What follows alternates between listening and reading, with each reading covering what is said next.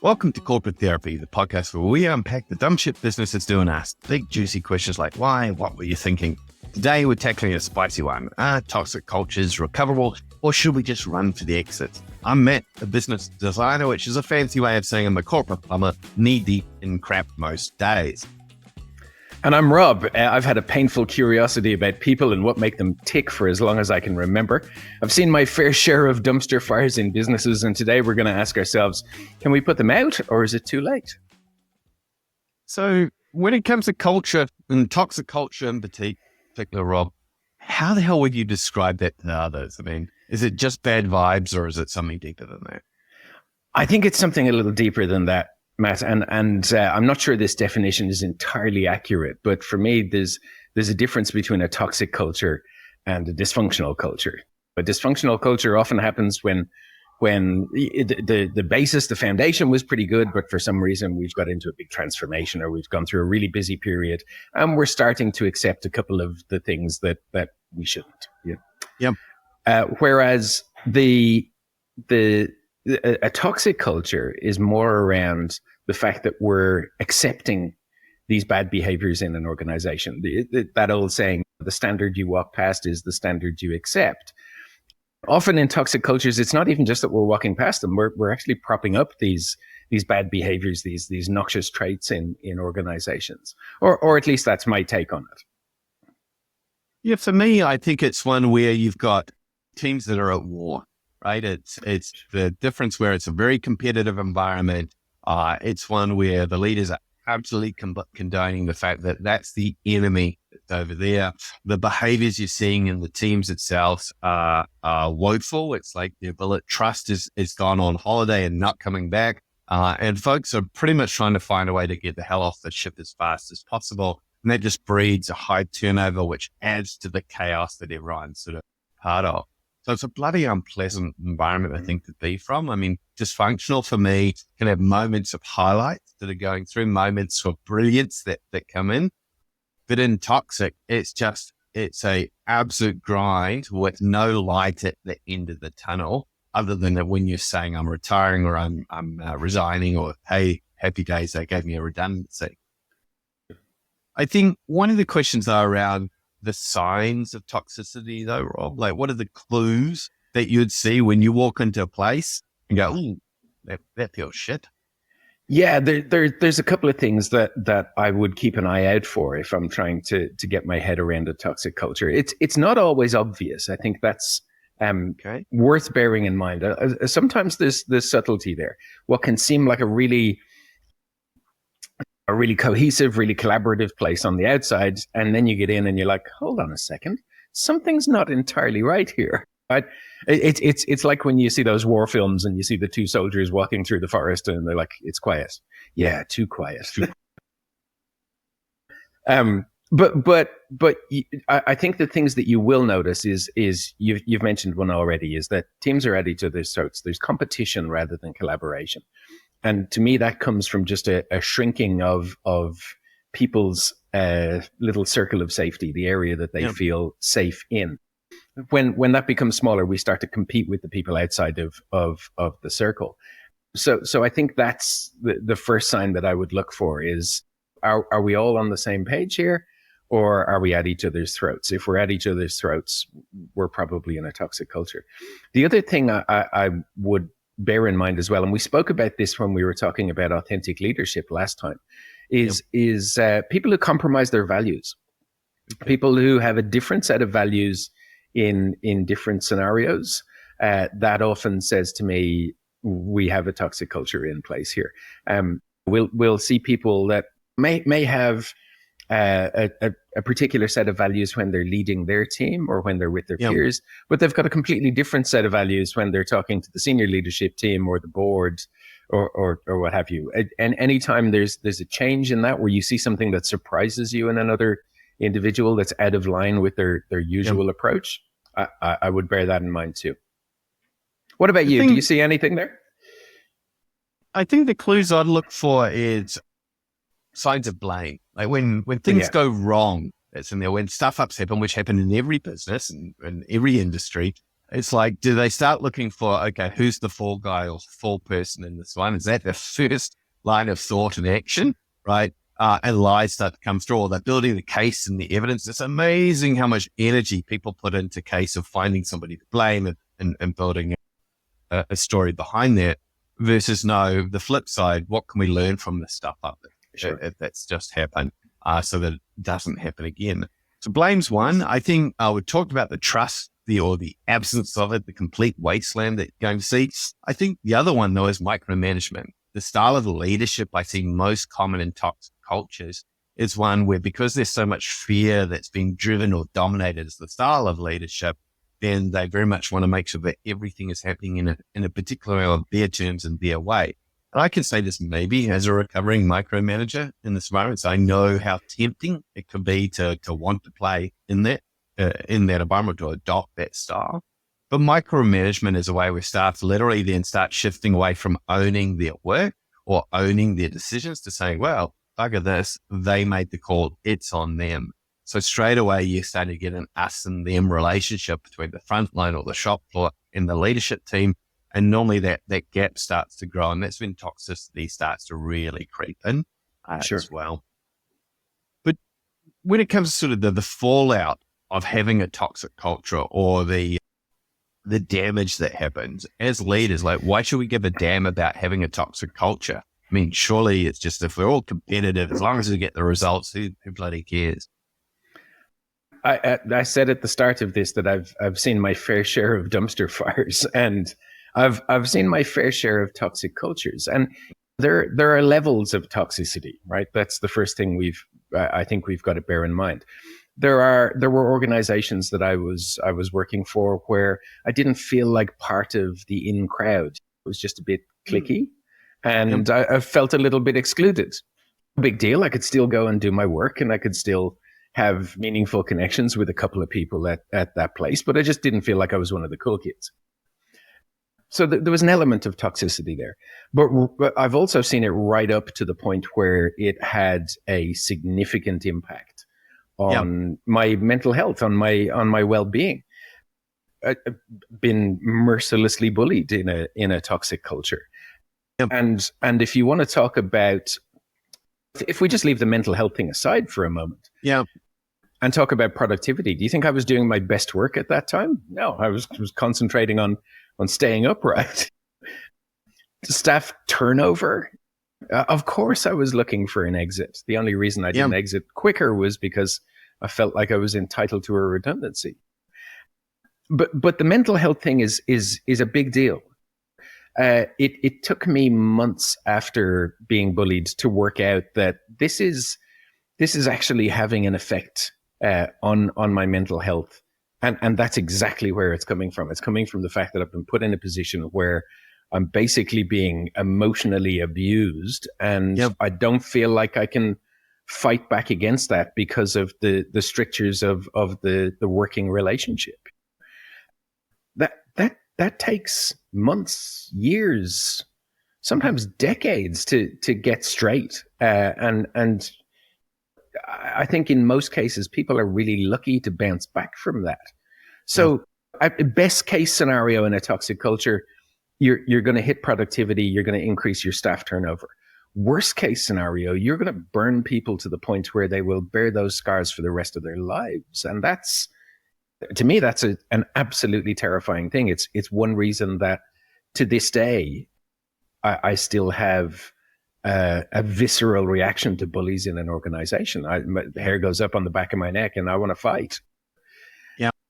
So it's, I think it's really worth bearing that in mind. And I'm sorry to get heavy and serious for a while, but I think it's important with this. Best case, productivity and staff turnover are a problem. Worst case, you're properly burning people. Well, thanks for sharing that role, Yeah, no because I think the damage or fallout on lives is a huge part. I think the conversation I see about leasing, we're all for well-being, we've got well-being programs that's going in there. But then I look at the workloads we're now choosing to throw at teams. I think one of the clues you see if you're starting to be heading towards the danger zone is you're ignoring the workloads that you're piling up on your teams, and you're condoning the fact that people are burning themselves out, and that's the norm. And because you're then encouraging competitive environment where everyone's sort of jockeying to be able to get to that next promotion, right? They're working longer and longer hours to do it. I was reading an article that talked about an American bank where they'd it's pretty much put a cap on 80 hours per week is the maximum you can work, right? 80 bits. So thoughtful of them that's going with that, put a cap on it. And one gentleman, unfortunately, a dad, had passed away after working 100 hours a week, right? And what was pressing about this was his boss was famous in the organization for knowing to push his staff to the brink of burnout, right? And so do you think they gave counseling to this boss, or the fact that they should move them on? So that's not the kind of leadership. No, they just moved them into a different role within the organization. Of course they did. To me, this is a worrying sign that as leadership, we're condoning behaviors that are absolutely stuffing over human beings, fellow human beings. And that productivity that you talk about, if your turnover is so extreme and so high because nobody actually wants to be there, it has a couple of real problems. Number one, the new staff have to learn the ropes. That takes at least normally 6 to 12 months to actually get. So they're always going to be a lower productivity. If they're not lasting long because of the turnover that's happening, where the average tenure would be 12 to 18 months, you're getting bugger all productivity out of them. The second thing when it comes to that productivity is, where's their energy actually going? And you touched on it. Is it survival mode, right? Or is it one where they're actively collaborating and contributing? No, it really is. I get astonished at how much energy actually goes into the defensiveness, into the needing to put up the walls from the other teams, because you feel you're under attack on such an ongoing basis.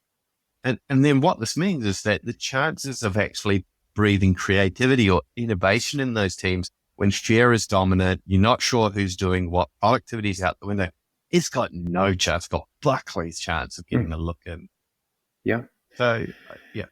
I think the productivity thing is interesting. In my experience, it wasn't that I got so much work dropped on me that I was burnt out. In fact, it was quite the opposite. What my toxic boss did was took all of my meaningful work away from me and gave me a whole heap of basically useless stuff to do, so that I would lose the will to live and leave before I got the redundancy that I felt I was entitled to. That's it's another thing that toxic bosses will do to sideline folks, is they'll take the meaning out of their work. You know? Yeah. Pretty shit. Oh yeah, it was awful. It was proper awful. Yeah. Awful. It kind of begs the question, why does toxicity happen? If we know it's awful and it has the tragic sort of consequences as a result, right? Is it just one bad apple, or is it baked into the whole company's kind of DNA?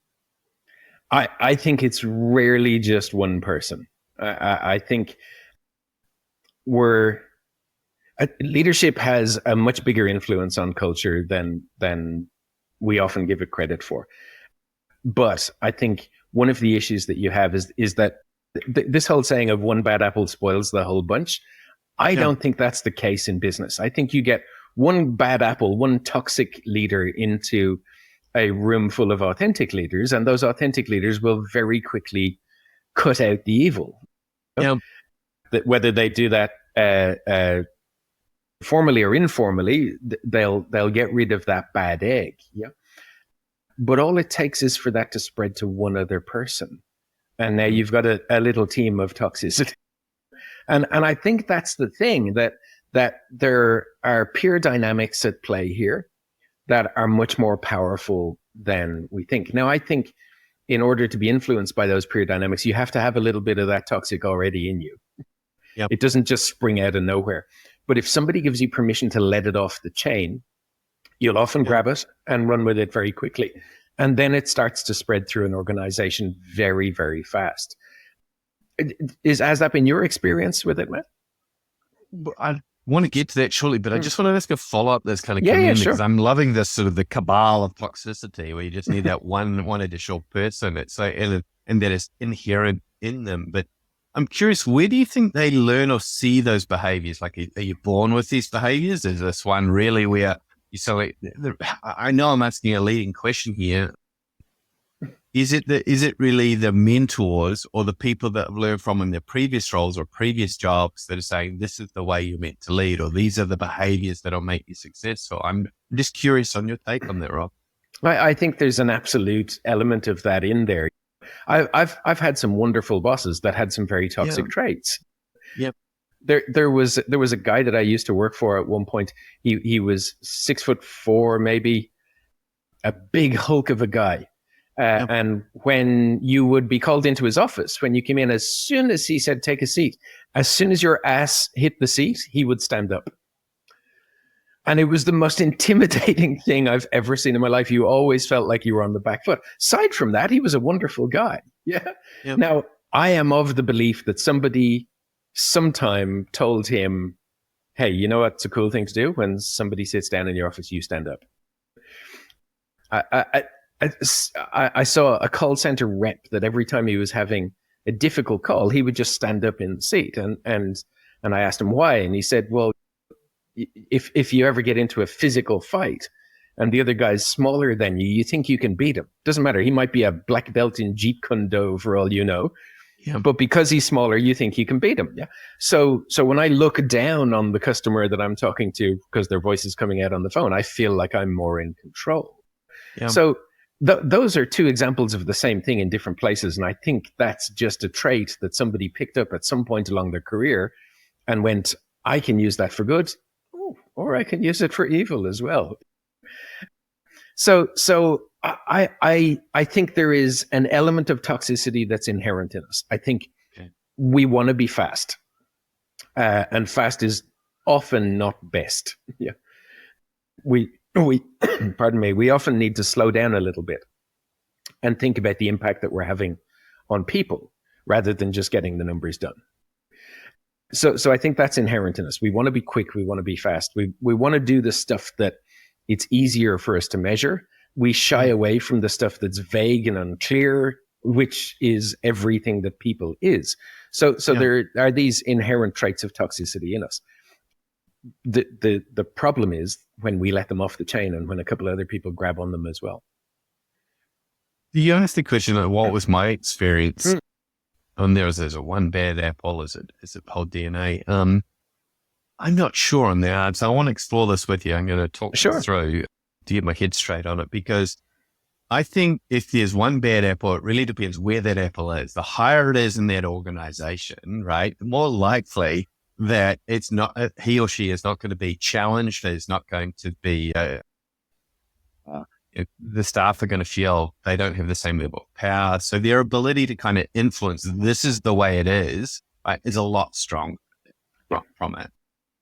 And so when you have CEOs in particular who are pretty much more the bullying type of leader of this is the way it's going to be, then the chances of a toxic environment really kicking in are that much greater, because then the C-suite goes, well, hold on, if that is the leadership style that got the board to say, we're okay with that being here and that's what we expect, and maybe I should be like them, right? Because that's what's going to be successful. And normally if you have C-suite 6, 8, 12 people in that mix, then it doesn't take much for one of them to go, right, my career here has got a real shot. But if I start adopting similar behaviors that are dipshits, I think that to me is a worry when that happens. And so when I see people say toxic cultures, nobody sets out to build them, I'd say bullshit. I think that's crap. I think it is absolutely something you knowingly are creating, right? As a leader, if you're an asshole, you generally have a pretty good clue you're an asshole. You generally have a clue that, hey, I've been able to get to where I am by treating others like shit. And I'm okay with that because it's getting me the results. And for some people, that's the definition of capitalism. I love capitalism, but I don't love the fallout that comes from it as well. So it needs a little bit of love and a change or a redefinition. So I think the arsehole factor of that's what's got it here really is a worry in any organization if that's the type of person boards are choosing to put into the CEO roles. But given boards are very much driven by the numbers that are coming, they're hitting the bottom line, can understand they are prepared to take results at any cost, even though they'd say, no, that's not the case. We are very much about the community, the customers, and all the other fluff. But when those doors get closed, you made a choice to put a prick in that seat. I think the fact that then the peer community or the staff go into survival mode and it's like, will I join this toxic cabal or not? I think that's really rough on staff. And that is where you see if people stick to the values and fight, or stick to the values and lead. And I really feel for those that go, my values are important. I still believe in this place and I want to fight. Because that's when I watch good people burn out, right? They absolutely try to give it their all. I can't tell you the number of times I've seen absolute heroic efforts, and that often the people are keeping things glued together by the sellotape, sticky tape together to try and protect their own team, care about the team and the people that they have, to lead in the style that they could be proud when they go home. But they are shielding them from such a wall of crap and toxicity. And often the toxic cabal see this leader still being successful in what they're doing, their team being incredibly loyal and delivering amazing results. So they start to really pile on in those conversations and weed them out. And that's where you watch sabotaging behaviors or stealing of credit really coming through in toxic cultures. But the other part I'd like to talk about is the work design on how we actually structure or set up companies.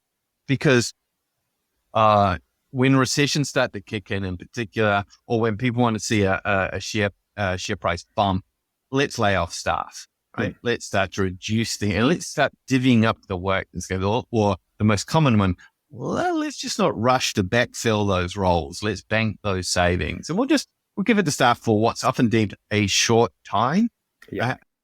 And that short time horrifically runs until more people start leaving or turning over, and staff just going, I'm getting buried here. I think the work design of what is our prioritization? What can we actually plan? What can we take on? What skills do we actually have? Is completely ignored. That reality check is just glossed over. And if the CEO or the leadership team is toxic, they're pretty much dictating, just make it effing work, right? Yeah. Sorry about that rant. I might be slightly passionate on this topic here. I think we both may be, mate. Okay, we probably should have figured that out before we did this podcast. It does raise a question, though, right? Given how shit they are and how toxic it is, can you fix it, or do you need to run to those exits? Can you fix toxic cultures? I think you can. But it depends. I think there are times when the juice just ain't worth the squeeze. I think there are times when the first step in detoxifying a culture is to acknowledge the fact that there are toxic behaviors going on that we're walking past. If we acknowledge that, and if we have enough people in the organization, enough people who remember what it was like before it was toxic, when it was awesome, if we have enough people that are prepared to sign up and go, no, we don't accept this, then you can fix it. You can absolutely, and I've seen it happen. I've seen there be little, almost internal rebellions in organizations where people are just going, no, Darth Vader is not going to be my boss. I'm going to deal with that. And I've seen that happen. I've seen it work. Now, the trick is, can you do that without compromising your own values? I've seen assassinations happen where people have gone, right, I need to get the information about this completely toxic leader to this person because they're the one person who can do something about it, and I see all this cloak and dagger stuff going on behind the scenes. In most of the scenarios where I've seen that person had really, really good intentions. This person is bad for the organization, and I need to get them out before they do any more damage. But there was a whole group of little rebels involved in it who knew that if they were caught, they'd be first against the wall, you know? Yeah. So if you're this, it's almost like brinksmanship. It's like if you're prepared to perhaps lose your job over this, Yeah. then go for it. However, if you're not prepared to lose your job over it, you've got a decision to make, which is either that you shrink to fit the new toxic culture, or you start getting aboard the recruitment train. And when most people realize that that's the choice, either work in the toxic culture or get aboard the recruitment train, all of a sudden they're kind of cool with losing their job, and they'll become a rebel on the inside. If you get what I mean, they really have nothing to lose if the toxic culture is that bad, because they're either gone anyway, or or do you see a third option there, Rob, where it's like, yes, they've got the choice, get on board the rebel train where we're taking the toxic leaders down, or, hey, I'm going to lose my job, or I'm just going to sit beneath the radar. I'm going to keep in that survival mode, right? Where I'm going to hate it here, but I'm going to do the absolute minimum possible, right? I'm going to not put my hand up for any volunteering of stuff. I'm going to try and avoid speaking up in any meetings. And that's where you start to see that silence that really it's too quiet kicking in all organizations, right? And you go to a meeting, say, Team, what are your thoughts on this? No answer, right? Or you sit on Zoom or Teams calls and everybody's either got the cameras off, right? Or nobody's willing to raise a question or doubt or to challenge at that point, because that takes the energy that they don't have. And they know there's no upside to taking even that little bit of risk. And when you start to have staff saying, I'm not going to take risks, that's when organizations really start to fail, because no creativity, no change is coming in, no willing to do things differently than what was happening before. And no business can survive that type of attitude or environment. There was a friend of mine a long time ago now who was getting divorced. I'd gone through a pretty major relationship split up, about as major as it gets with a divorce, and said to me, I'm through it. I'm over it now. I hate him. And I was like, well, if you hate him, you're not over it. And she said, what do you mean? I said, well, the goal here needs to be indifference, right? The opposite of love isn't hate. It's indifference. I don't care anyway at all. Hate shows that you're still engaged. You're still letting that person into your head. You see that in the people that you describe, the ones who just go below the radar, is what they're doing is isolating themselves completely. Yep. They have such little engagement that they couldn't even be bothered bitching about it anymore. It's just, let's get under the radar. I find those people are fairly rare. They're usually people who are just waiting for retirement or have really extensive tenure in an organization and don't know what else they might do, that sort of stuff. Because if you're a reasonably young, reasonably ambitious person, the last thing you want to do is wallow in a toxic culture. You may see people do that for 6 months while they find another job, something that they can get engaged with again. But I think when you get to the advanced stage that you and I are, I can see it happening. But for younger folks, maybe not as much. Yeah. But I think the add I'd put to that, Rob, would be, what if you kind of bored to leave and you kind of right? So I think as you see recessions really kick in, and yes, they may be looking for jobs, but the market may be really tight at that point. So they know that, yes, they'll keep doing that, but they've got to hunker down. Sure. That's when you start shifting to having active hostages now in your environment. And that is a shit environment to be part of. But I see that a lot in organizations where their skills that they may not have been developed because they're not getting the training, the learning that's going in there in toxic environments. Because why invest in people? That's just not what we do here. And as a result, their skill set has also plateaued, right? Or the development has not occurred. So they're in an awful position where they can't secure a job outside. They're in a toxic space and they need to still earn a dollar.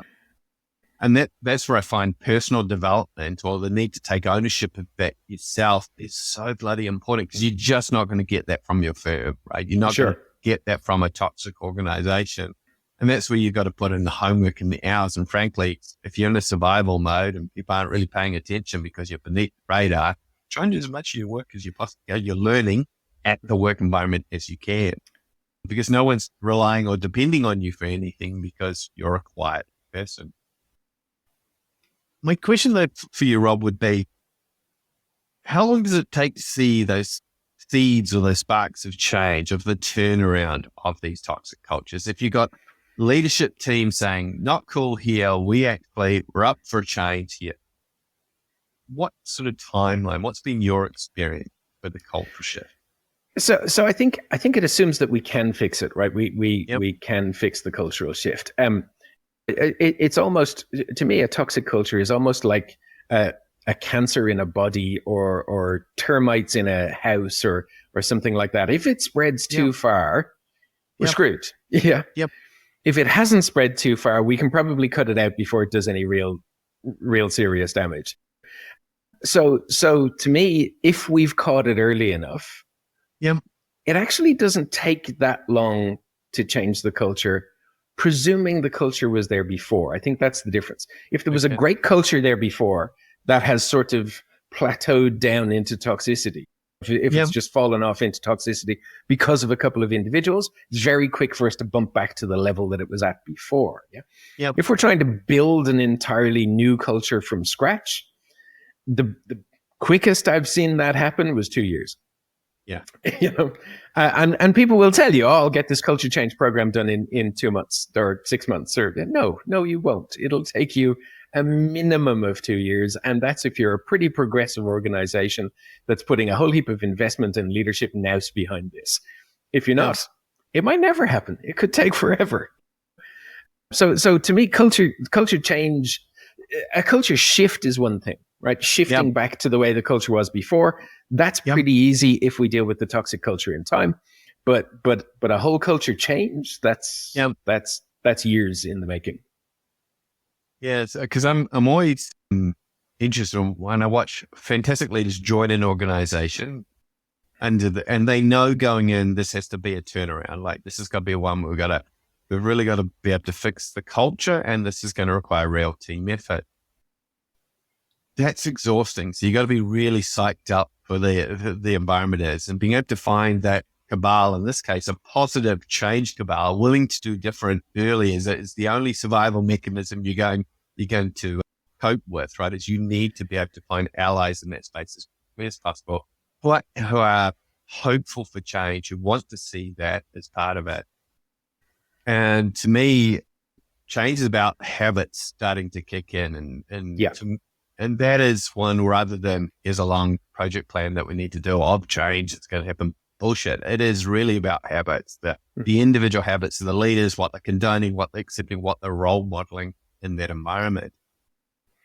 But it does create a few problems, because if you've got some bad eggs that in the organization that you really do need to move on, at least here in Australia, that takes a bloody long period to go through. Appropriate coaching, can we turn them around? Can we fix them? And then finally, can we, we've not been able to achieve this, can we exit them? And so you're talking about a good 12 to 18 months being in that space for it. So from a change point of view, that's just one person trying to move on. If you're in a large organization, even medium organization, you've got these types of individuals dotted around, and you're not being able to win the hearts, minds, and get them on board. That's exhausting. And so often what we see is people say, let's do a restructure that's happening. That's that way we're going to accelerate this, right? And that's always interesting, because then people start to get defensive about their power that they've got under those roles. And then who's making the decisions of who gets what roles? And that can be very, very political, especially if you're in this period of cultural change. You haven't quite got the right leaders yet fully on board in all the spaces. And so you can really make some terrible stuff ups where all you're doing is moving the chairs on the Titanic, because you're not actually tackling the individuals who've got different behaviors than what you actually need to be a positive cultural organization. What's your take there, Rob? So if I can answer that by just going back to my answer to the previous question, I said it takes 2 years for a cultural change. And you mentioned the fact that you have to have constructive change leaders in there Yep. who are in for the long haul. They know it's going to be a slog. I'm Yeah. not saying that nothing's going to happen for 2 years. There'll be incremental improvements along the way, and those people will get a real kick out of going, "Hey, we're making progress here. We're going in the right direction." By the time you get to 2 years, that's the way it's always been done around here. We have pretty short memories for cultures in business. But what you're asking about now is really, what do you do if you have pockets of resistance in the organization aside from the restructure thing? Now, I hate the restructure thing, and I hate it for one very simple reason, which is that it rewards poor behavior. It gives somebody a big payout for being an asshole in a lot of cases. And this happens, like you said, it's hard to fire someone in Australia. It's not that hard in America. You don't hear that much about redundancies in America. You hear about people being fired. Yeah. I've seen scenarios where people in culture teams in Australia are so scared of being accused of bullying when they're just managing somebody's poor performance that they would rather make them redundant than actually tackle that conversation. So what I see is somebody being paid out to leave because they're not right for the organization, either from a performance perspective or from a cultural perspective. So I hate that. I would rather see people properly performance managed, which is just another form of feedback. When you think about it like that, it sounds a lot easier than it is. But these little pockets of resistance, in the same way that when some people see a toxic culture kick in, they'll either become terrorists inside that organization and try and change it from the inside, or they'll keep their head down and see if this storm passes over. You'll get the same reaction from toxic leaders in a progressive environment, where they'll either try to burn it down from the inside or they'll keep their head down and see what happens. But when they're keeping their head down, which is difficult for them to do because there's often a lot of ego there, I guess, in more aggressive leaders. When they're keeping their head down, they're finding somewhere else to go. They're tapping all of the people on the shoulder that owe them favors and seeing if they can find a new job elsewhere. Yeah. They know the storm's coming and they're trying to get clear of it too. We just have a very different definition of what the storm is. Yeah. So I think you need to do two things. You need to sing about that culture from the rooftops. So anybody who's not aligned goes, oh, okay, this is not a train I want to be on anymore. And you need to lean into the performance management discussions with those who think they can take it down from the inside. You really need to have the bravery to do that. It's funny you talk about your HR experiences and let's just pay them out as opposed to let's lean into the performance test. I've seen the opposite. I've seen those where fantastic, brave leaders want to go through performance management, have been actively doing that, recording all the notes from it, and not be supported by HR. In fact, be openly challenged. Why are you not performance managing this person? And the amount of evidence that they need to show is coming through of all the performance management, the conversations, the recording of notes that are going through is extreme. And it's another layer going on a good manager, pushing them down, saying, you're not doing a great job when they're actively trying to performance manage individual, which nobody enjoys being in that space or in that environment at all. So I do think we've got a long way to go of being able to find how do we performance manage individuals in a way that either sees them beautifully recover, coach, and go on to be successful individuals in the job, or we help them find a job elsewhere or a different fit that absolutely plays to their strengths. Sure. Or it's one where they leave the organization because their behaviors are just non-recoverable and just absolutely toxic to the organization. The challenge though is when it's leaders that are refusing to change. It's leaders are saying, I'm grand, I'm comfortable with who I am. Have you had any experience where leaders have been so blind or so refusing to acknowledge there's a different way of leading that's required to not create a toxic fallout. Yeah, I mean, I've seen. So one of the things that we need to bear in mind, and we spoke about this briefly when we were talking about authentic leadership as well, is this ability to be yourself but adapt. Yeah. I've seen leaders that I would consider reasonably aggressive, who were perhaps raised in toxic cultures, come into very progressive cultures and change. They were still an aggressive leader, right? They were still very matter of fact and pointing the finger and swearing occasionally and that sort of stuff. But they fit. Everybody else in the organization would have gone, yeah, okay, so he can be a bit of a dick at times, but I'd still follow the dude. He's got a board. He's not the way he used to be. So I think that adaptability is important. But if there's a genuine refusal to adapt, this is just the way it's done around here. I think it comes back to the answer that you gave earlier. It kind of really depends on what level that leader's at. If they're right at the top of the organization, well, then you if it's a CEO, let's say, well, then you kind of need to get all of the senior management team to go, nah, dude, that's not how it's done around here. Yeah. But if you don't get all of that senior management team on board, if even one of them goes, no, the new CEO's got the right idea, well, then we're screwed. Now we've got a quorum of toxicity to spread throughout the organization. If it's lower down the chain, you simply need to call it out and go, hey, that's not the way we do things around here. Yep. But like you said, in order to do that, you've got to have a strong understanding of what the culture is, a strong understanding of the values that underpin it, back up from HR and back up from senior leaders in the organization. But I've seen organizations successfully go, hey, we see what's happening here. It's not cool. It stops now. Less and less as time goes on, and maybe this is just me getting old and I'd have got away with it too if it wasn't for you meddling kids.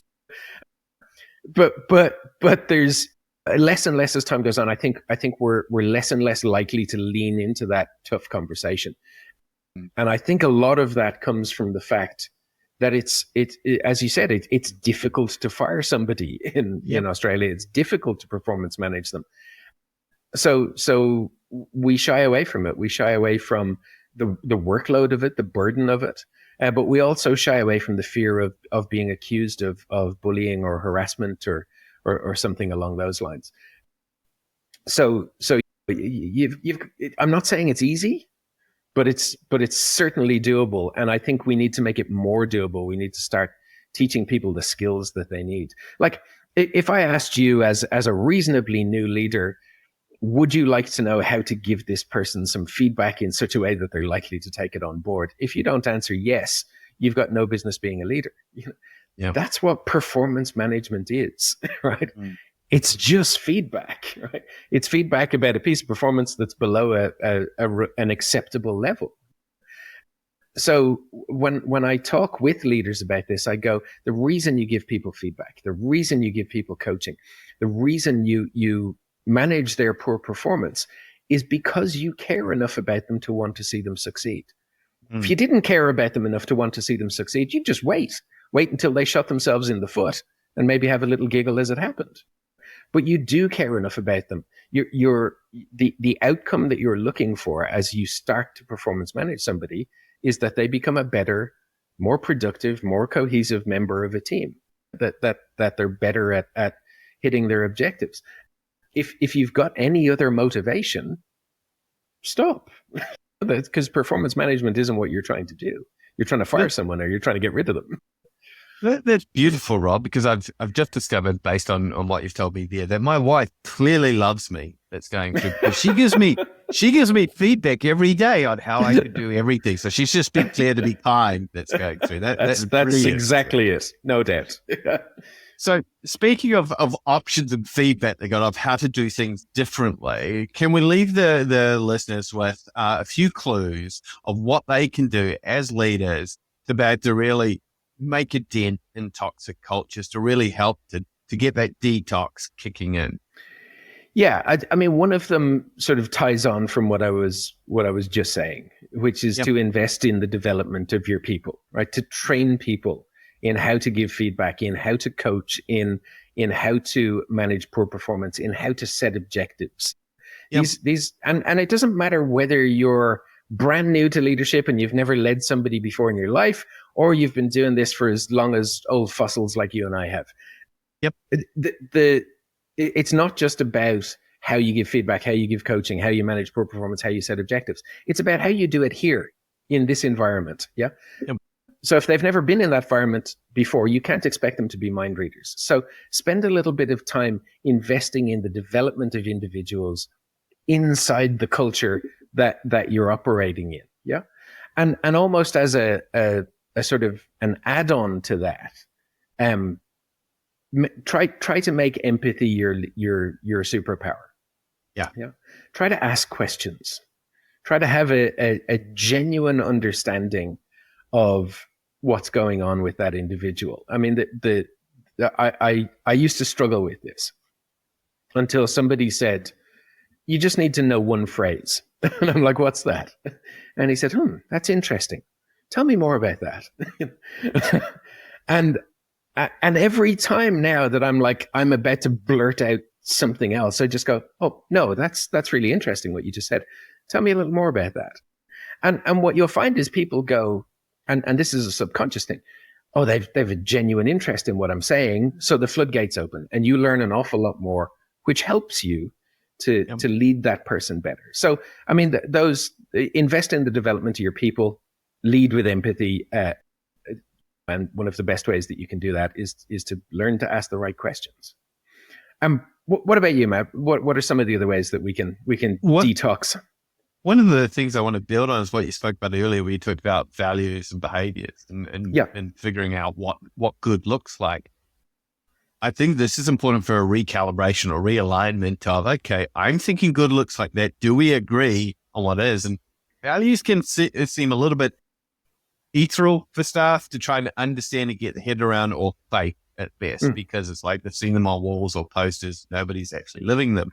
I think one of the best things you can do is say to staff, okay, what are the behaviors that you'd love to see in place that would actually be aligned with it? And if they get stuck on behavior still sounds a little bit too ethereal, then okay, what would you see? What would you hear? What would you feel at that point? It's to make it really tangible for teams.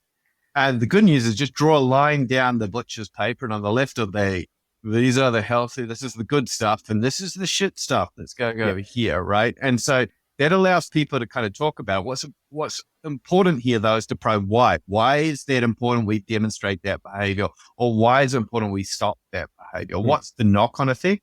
And that knock-on effect is often the unspoken bit that everybody feels, but nobody's too confident to talk about. It's like, yes, when you send an email at Friday night at 10 p.m. to the entire team that's going through saying this is urgent, that's required, this is the knock-on effect, right? So one is it's being really clear what good looks like, but also what shit looks like when it comes to those very behaviors that either work towards toxic or towards detox. I think the second part I look to would be around the design of the organization itself and how we actually allocate work out. And before that comes the very question of what do we want to get done? Like, why are we actually doing this? Teams can understand why we're trying to achieve these objectives, and that part of setting those objectives, they're far more likely to have skin in the game. But it also then comes the safety valve or pressure valve where you need to say, okay, what kind of capabilities do we need versus what do we actually have? Because often you'll find, okay, that looks all great on paper until you start putting people's names beside the work. And then at that point, you suddenly discover, well, Sammy is giving all the work, right? At this point, they are the absolute go-to rescue person, right? That we overlean on, oh shit, right? And well, Sammy probably is burning out at that point in time. How do we actually get the workload off her and across to other team members? So workload design, prioritization are really important, and a brutal conversation about the capacity, right? This is often, though, I find a bit of tension starting to kick in between sort of I'm not going to be careful with my language here, but the more mature leaders, as in the older leaders that are going through, who are like, these youngins just don't want to put any hard work that's coming in, right? Like, they're out there fishing or doing that sort of lazy stuff that's going through. Whereas in fact, it's more about that. No, I want to have a fucking life, a reasonable one that where it's like, yes, I will be here. I will be present. I will give you 100% in the work going through. But I also want to make sure they have the right to turn off the phone, to focus on the family, to care about my well-being, to go to the gym and to do those. And I think that that case of working the 70, 80, 100 plus hours a week, I'm sorry, but those days have gone, and we do need to readjust our plans, our capacity planning, all the way through to the board. Because I see the same problem happen in boards who I know are not meant to get into the operations, but let's be honest, they do, with the famous questions of why can't you do this by X date, or why can't you just fit this in, or I want to see X, Y, and Z, right? And that's pretty challenging for a CEO and the team to kind of fight against. But if they're serious about not creating a toxic culture, they need to be the defenders on that. They need to be able to articulate a very clear vision for where they're taking the organization and the timeline, which may be different to what the board actually has expectations on. What else would you throw into the mix that leaders could do in this space, Rob, around toxic culture and detoxing? The only other one that I can think of at the moment, mate, is early detection is key. Yep. The sooner you can admit that you've got a problem, the sooner you can get with fixing it. And I know that applies to an awful lot of things in human beings, but for me, particularly with toxic cultures, it's really important. If you allow it to get a foothold, establish a beachhead, whatever you want to call it, it's so much harder to eradicate. But if you admit there's a problem from the start, rather than going, no, it'll just be fine. If you admit there's a problem from the start, you can start working on it quickly. So it's nobody's fault. Just own it and fix it. I think that ownership, that can be really scary for leaders, because does that mean I've admitted fault or a stuff up that's in there, even if there's a previous manager taken over? It's like staff need to hear that you're seeing the dumb shit. They need to hear that you acknowledge this ain't cool and that you're taking the ownership because you're in the senior role and you're prepared to say, we need to change from this. I'm part of making that change.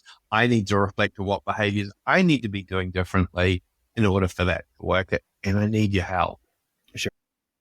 I think their willingness to ask for help from the team is an important part of that clue. It breeds that vulnerability that's coming in. And there is a risk there could be crickets around the room as I'm like, well, hell no, you got us into that mess. But remember, you only need to win one other to join your cabal in detox in this case, and you're on and running. So Rob, I've loved this session. We're probably rabbited on way too much of this because we're both so bloody passionate on this. I think for me, it's a choice. Do you want to commit to being part of the change to detox the organization or not? But Rob, what would be your takeaway you want to share with the listener? I think the thing for me is to realize that culture of an organization is within your control. It's not something that HR takes care of, or it's not something that comes down from the CEO or anything like that. There's a culture in an organization. It's almost a living, breathing entity. And if you're a part of that living, breathing entity, you've got some sort of influence, some sort of control over that. So don't allow it to go in the directions that you don't want it to go. Pat it on the back when it does go in the directions that you want it to go. And you start to realize pretty quickly that you have a huge amount of influence. So don't be afraid of that. Use it. I think that would be the main thing I would like to leave folks with. What about you, Matt? Well, for me, I like to remind people that they don't leave companies, they leave toxic bosses. And so I think it's be the kind of leader that people want to work for and you would want to work for. That would be my advice. And I think that's probably a bombshell to end on there, Rob, with another podcast to finish off the corporate therapy. Remember, we've got some of the links floating around the screen here. We'd love you to subscribe to us, to share some of the news that's going out. We'll see you again next week. Catch up. Stay detoxed.